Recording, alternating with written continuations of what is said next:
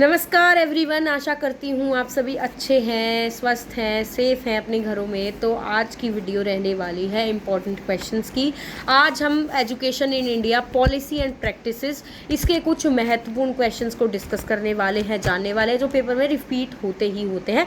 तो आपको ये तो पढ़ के ही जाने हैं, इसके अलावा सारा सिलेबस तो ऑब्वियसली पढ़ना है, क्योंकि कुछ नहीं पता पेपर में क्या आ जाए। तो ये प्रश्न आपको ज़रूर पढ़ने हैं। ये प्रीवियस पेपर्स के आधार पर मैंने कुछ क्वेश्चंस निकाले हैं जो आपको मदद करेंगे।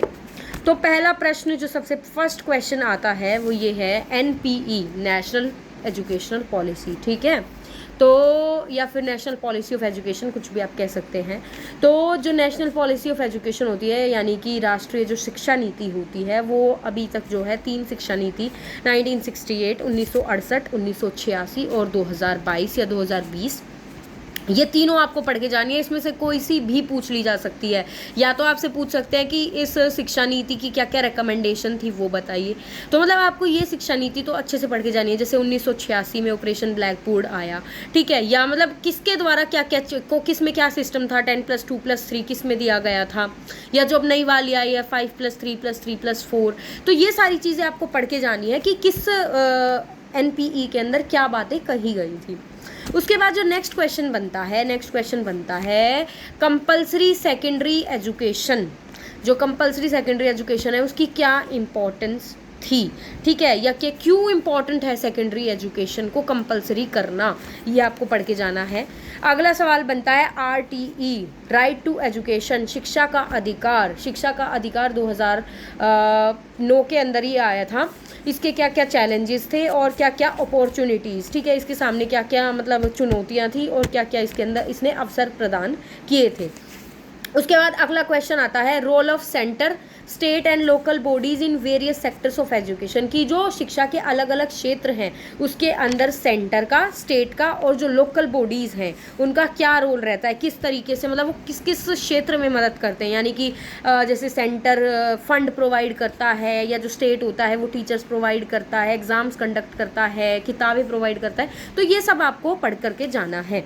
नेक्स्ट क्वेश्चन बनता है टाइप्स ऑफ स्कूल, की विद्यालयों के प्रकार, private school, government school, aided school, और इनमें से कौन सा स्कूल बेटर है और क्यों बेटर है, कहाँ पर क्या अच्छी चीज़ें मतलब कौन सा स्कूल में अच्छी सुविधाएं उपलब्ध कराई जाती हैं, ठीक है। तो ये आपको पढ़ के जाना है। अगला सवाल 6th क्वेश्चन बनता है सोर्सेज ऑफ फाइनेंसिंग एजुकेशन, की जो एजुकेशन है, जो शिक्षा है, उसको फाइनेंस कहाँ से मिलता है, और role of central government in this, की जो सेंट्रल गवर्नमेंट है, जो हमारी केंद्र सरकार है, उसका क्या जो है इसके अंदर रोल रहता है स्कूल को फाइनेंशियली यानी एड प्रोवाइड करने में।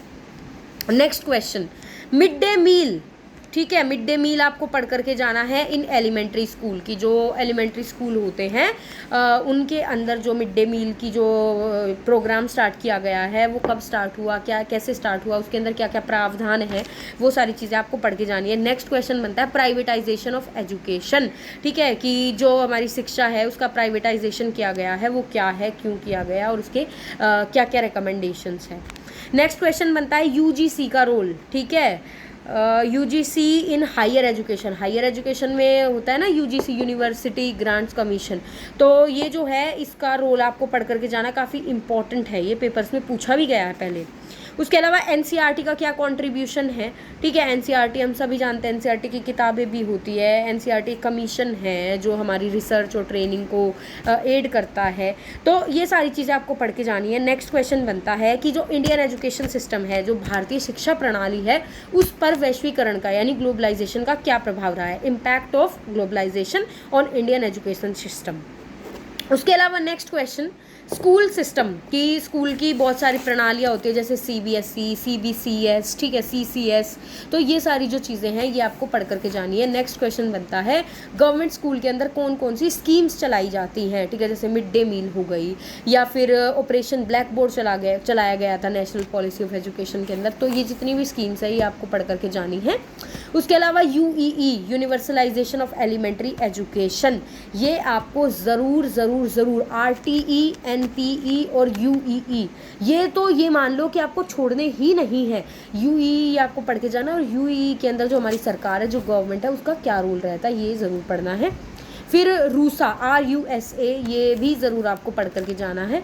तो मतलब ये क्वेश्चंस ना मैंने मोटे तौर पर बताए। इनमें से कुछ क्वेश्चन शॉर्ट नोट के रूप में भी पूछे जा सकते हैं, जैसे CBSE दे दिया, NCERT दे दिया, UEE दे दिया, इनका शॉर्ट नोट भी आ सकता है, या ये फुल क्वेश्चन के रूप में भी आ सकते हैं। तो ये आपको हर तरीके से ये क्वेश्चंस प्रिपेयर करने हैं। बाकी मेरी कोशिश रहेगी कि मैं इनकी एक्सप्लेनेशन वीडियोस भी आपको प्रोवाइड कराऊं। पहले क्वेश्चंस मैंने इसलिए प्रोवाइड किए हैं कि अगर आप अपनी प्रिपरेशन शुरू कर चुके हैं तो आप भी शुरू कर सकते हैं। बाकी मेरी तरफ से भी आपको इनके आंसर्स की वीडियो मिल जाएगी जल्द से जल्द। इसके अलावा अगर आपको कोई डाउट है तो आप उसको कमेंट सेक्शन में मेंशन कर सकते हैं, या अगर आपको किसी नए टॉपिक पर वीडियो चाहिए तो आप वो भी कमेंट सेक्शन में मेंशन कर सकते हैं, या हमारे टेलीग्राम चैनल से भी जुड़ सकते हैं, लर्न विद सिमरन। इस वीडियो को देखने के लिए बहुत बहुत धन्यवाद। Thank you so much for watching. Please मेरे चैनल को लाइक, शेयर और सब्सक्राइब कीजिए। Thank you.